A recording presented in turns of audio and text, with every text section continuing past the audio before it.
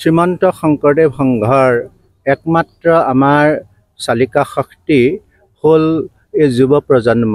গতিকে আমি যুৱ প্ৰজন্মক আধ্যাত্মিকভাৱে উৎকৰ্ষিত কৰি তেৰা সমস্তক আগুৱাই নিলে আমাৰ শ্ৰীমন্ত শংকৰদেৱ সংঘ ভৱিষ্যত সফল হ'ব বুলি আমি ভাবি প্ৰধানকৈ আমি এই কাৰ্যভাৰ লোৱাৰ দিনাই আমি থিৰাং কৰিছিলোঁ যে আমি যুৱ প্ৰজন্মক যিকোনো প্ৰকাৰে হ'লেও প্ৰভু ভগৱন্তৰ এই যিটো পথ ভাগৱত প্ৰাপ্তিৰ যিটো পথ যিটো সেৱাৰ যিটো পথ সেইটো দিশে আমি তেৰা সমস্তক আগবঢ়াই লৈ যাম বুলি আমি প্ৰতিশ্ৰুতিবদ্ধ। জয় গুৰু। জয় গুৰু শংকৰ। সৰ্বপ্ৰথমে মই আপোনালোক বৈদ্যুতিন মাধ্যমৰ সকলো বিষয়ববীয়ালৈ মোৰ আন্তৰিক সেৱা জ্ঞাপন কৰিছোঁ।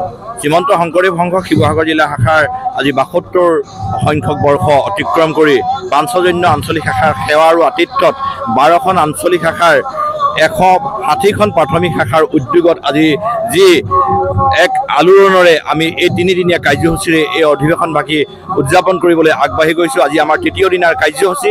এই তৃতীয় দিনাৰ আমাৰ ভাগৱত ভ্ৰমণৰে আমি ধৰ্মধ্বজা উত্তোলনৰ পাছতে আমাৰ ভাগৱত ভ্ৰমণৰ শোভাযাত্ৰা আৰম্ভ হৈছে। ইয়াৰ পাছতে আমাৰ মুকলি সভা অনুষ্ঠিত হ'ব। আমি মুকলি সভালৈ শ্ৰীমন্ত শংকৰদেৱ সংঘৰ পদাধিকাৰ সন্মানীয় ভৱেন্দ্ৰনাথ ডেকা বাপক মুখ্য অতিথি হিচাপে নিমন্ত্ৰণ কৰা হৈছে। নিৰ্দিষ্ট বক্তাৰ আসন অলংকৃত কৰিবৰ বাবে শ্ৰীমন্ত শংকৰদেৱ সংঘৰ সন্মানীয় প্ৰধান সম্পাদক কুশল ঠাকুৰীয়া বাপক আমি নিমন্ত্ৰণ কৰা হৈছে। ইয়াৰ উপৰিও আমি বিশিষ্ট অতিথি আমন্ত্ৰিত অতিথি আমাৰ সাংসদ বিধায়ক আমি সমস্তকে আজি এই মুকলি সভালৈ আমি আমন্ত্ৰণ কৰি আনিছোঁ।